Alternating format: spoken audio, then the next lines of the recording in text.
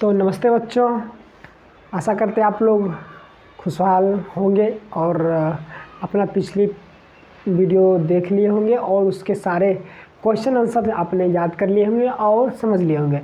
ठीक है, तो आज का क्लास स्टार्ट करने से पहले मैं 2 लाइनें रखना चाहूँगा कि कहना है दुनिया का हर शौक पाला नहीं जाता, कांच के खिलौने को हवा में उछाला नहीं जाता, मेहनत करने से मुश्किलें हो जाती हैं आसान, क्योंकि हर काम तकदीर पर टाला नहीं जाता। जी हाँ बच्चों, तो हर काम जो है आप तकदीर पे नहीं टाल सकते हैं, आपको मेहनत करनी पड़ेगी। यदि आपको कोई काम करना है तो मेहनत करनी पड़ेगी, नहीं तो आपका वह काम मतलब परा रह जाएगा। ठीक है, तो कहने का मतलब यही है कि मेहनत करो और हर चीज़ को हासिल कर सकते हो, तकदीर के भरोसे मत बैठो। तो चलिए हम अब आज की क्लास को शुरू करते हैं। पिछला वीडियो में हमने ग्रास नली के बारे में पढ़ा था, अब पढ़ेंगे अमाशय। चूँकि भोजन जो है ग्रास नली के बाद अमाशय में पहुंचती है। ग्रास नली कहाँ में खुलता है? अमाशय में खुलता है। आपको अगर पिक्चर मालूम होगा, ऐसा वाला पिक्चर हमने बनाया था, ये वाला पिक्चर आपको दिख रहा होगा।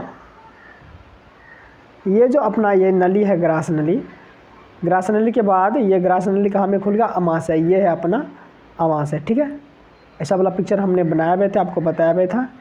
तो ये है अमाशय, इसके बारे में आजकल हम चर्चा करेंगे। तो इस तरह का दिखता है अमाशय। ठीक है, तो कह रहा है कि भोजन ग्रास नली के बाद कहाँ जाता है? तो अमाशय में जाता है। ग्रास नली चूँकि अमाशय में खुलता है तो भोजन जो है ग्रास नली के बाद अमाशय में जाता है। ये आप कंफर्म कर लीजिए। ठीक है, आगे कह रहा है कि अमाशय क्या है, वर्णन करें। अमाशय जो आहार नाल में अमाशय होता है वो क्या है, इसका वर्णन करना है। ठीक है, चलिए हम पहले क्या करते हैं, देखते क्या है। बोला अमाशय एक बड़ी थैली के समान रचना है। हमने देखा था अभी, थैली नहीं, थैला के समान रचना होता है उसका, इस तरह का होता है ना, थैला के समान। तो अमाशय का रचना कैसा होता है? थैली के समान। इसके भीतरी दीवार पर जठर ग्रंथियां होती है।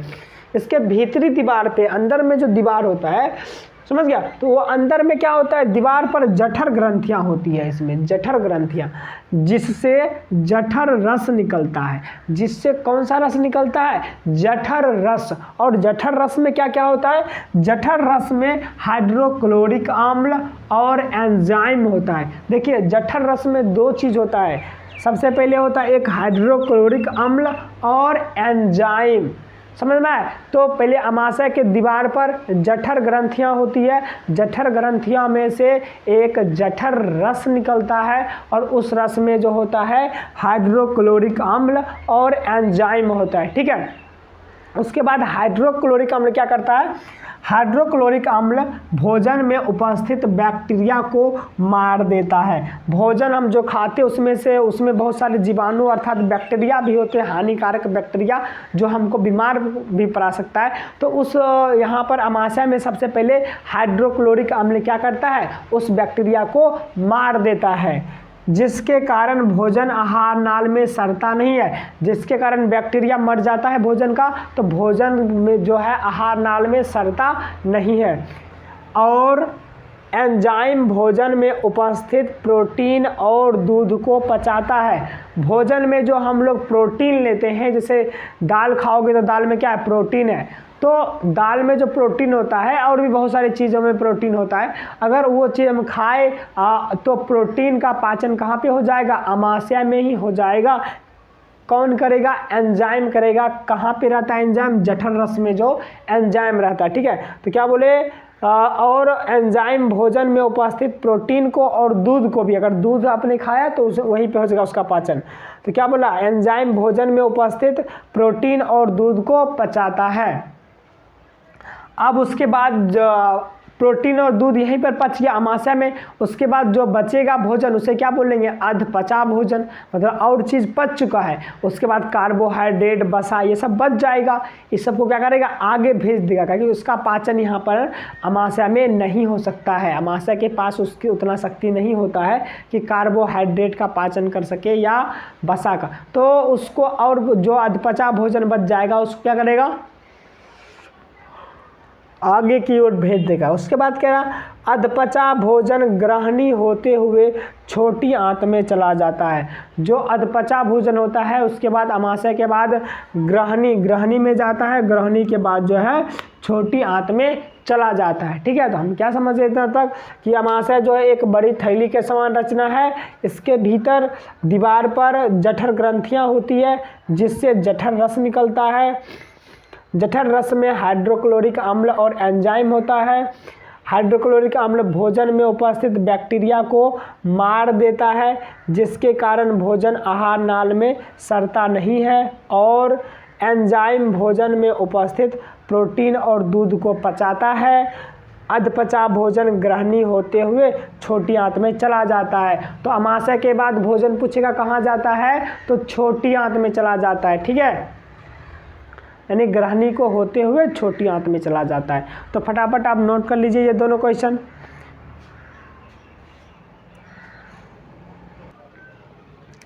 चलिए 2 क्वेश्चन और है हमारे पास, छोटा छोटा क्वेश्चन है, इसको देख लेते हैं। कहते हैं कि जो हाइड्रोक्लोरिक अम्ल और जठर रस कहाँ निकलता है। तो अभी तुरंत बात कर रहे थे हाइड्रोक्लोरिक अम्ल और जठर रस। तो देखिए हाइड्रोक्लोरिक अम्ल और जठर रस कहाँ निकलते हैं, अमाशय में। पिछला आप देखेंगे स्लाइड, उसमें ये बात लिखा हुआ भी था। उसके बाद दूसरा क्वेश्चन कह रहा है अमाशय के बाद भोजन कहाँ जाता है। तो अमाशय के बाद भोजन कहाँ जाता है, छोटी आंत में जाता है, छोटी आंत में। ठीक है, तो अमाशय के बाद भोजन कहाँ पे जाएगा, छोटी आंत में। तो फटाफट ये दोनों क्वेश्चन लिख लीजिए, हम चलते हैं अगले क्वेश्चन की ओर।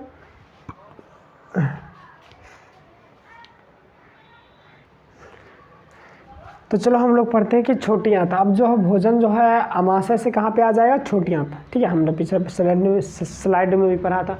तो क्या छोटी आंत में क्या क्या होता है, छोटी आंत क्या है, क्वेश्चन है छोटी आंत क्या है। तो देखो छोटी आंत यह एक जो है लंबी पतली घुमावदार नली है। ये आपको छोटी आंत दिखा देते हैं, देखिए घुमावदार है, एकदम नली के समान है और घुमावदार है। यहाँ दिख रहा होगा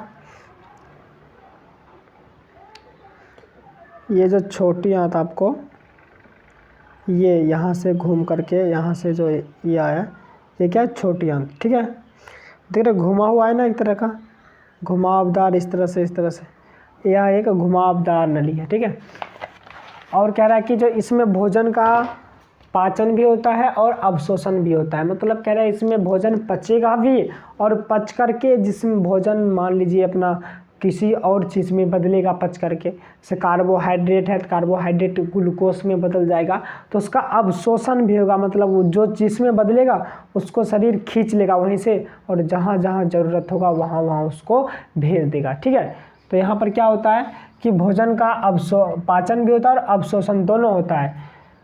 छोटी आंत की ग्रंथियाँ से आंत्र रस निकलता है। छोटी आंत की ग्रंथियाँ से क्या निकलता है, आंत्र रस। एक रस का नाम है जिसका नाम है आंत्र रस निकलता है।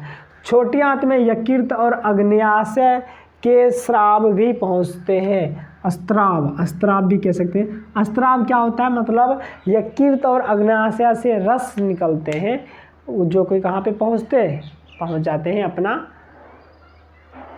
छोटी आंत में। ठीक है, यकृत और अग्न्याशय जो है छोटी आंत से जुड़े होते हैं किसी न किसी तरह। तो छोटी आंत और अग्न्याशय क्या है, अग्न्याशय देख लीजिए, यहाँ पे पिक्चर दिखाए हैं, ये आपको छोटा सा दिख रहा होगा, ये अग्न्याशय है और ये यकृत है। इन दोनों एक छोटा पाइप से कनेक्टेड है, किसमें, ये छोटी आंत से। तो छोटी आंत से जो कनेक्टेड है ये सब, जिसके कारण इससे यकृत और अग्न्याशय के रस कह सकते हैं, या अस्त्राव, उससे कुछ निकलने वाले रस ही, चलो अस्त्राव नहीं समझ में आता, रस लिख देते हैं, रस भी पहुंचते हैं। यकृत से निकलने वाले अस्त्राव को पित्त कहते हैं। मतलब उससे निकलने वाले रस को पित्त कहते हैं। चलिए रस से लिख देते हैं यहाँ पे। तो यकृत से निकलने वाले रस को क्या कहते हैं, पित्त कहते हैं। और यह पित्त जो है, जो वसा का पाचन वसा अम्ल तथा ग्लिसरॉल में करते हैं। तो यहाँ पे वसा का भी पाचन होता है, और वसा, ये जो पित्त है, ये जो यकृत से निकलने वाला एक रस होता है जो कि किस उसे क्या कहते हैं, पित्त। और वो पित्त जो है वसा का पाचन कर देता है, किसमें, वसा अम्ल में या ग्लिसरॉल में कर देता है, या तो वसा अम्ल बना देगा वसा को या ग्लिसरॉल बना देगा, ठीक है।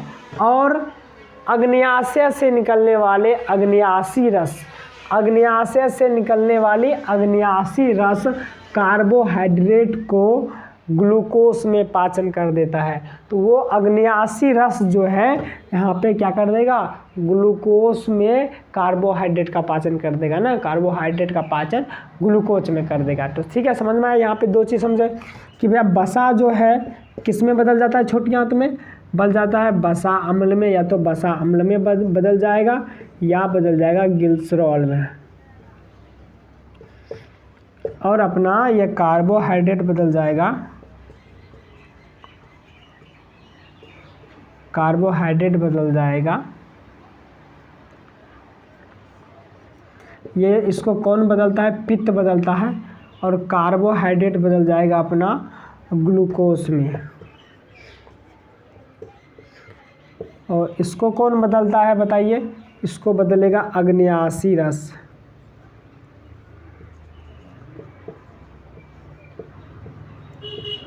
ठीक है, पित्त, वसा को पित्त बदल देता है वसा अम्ल या ग्लिसरॉल में, और कार्बोहाइड्रेट को अग्न्यासी रस बदल देगा ग्लूकोज में। ठीक है, तो इस तरह से हम जान सकते हैं कि यहाँ पे छोटी आंत में ये सब होता है। अब देखिए, चलिए आशा करते हैं कि आपको इतना बात समझ में आएगा। एक क्वेश्चन और आता है कि छोटी आंत की लंबाई कितनी होती है। छोटी, जो कि नली के समान है तो उसकी लंबाई थोड़ी ज़्यादा होती है। छोटी आंत की लंबाई कितनी होती है,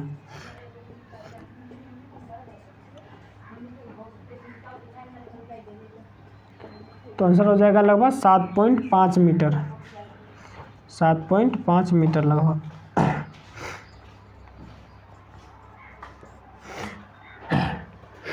तो ठीक है, फटाफट ये लिख लीजिए।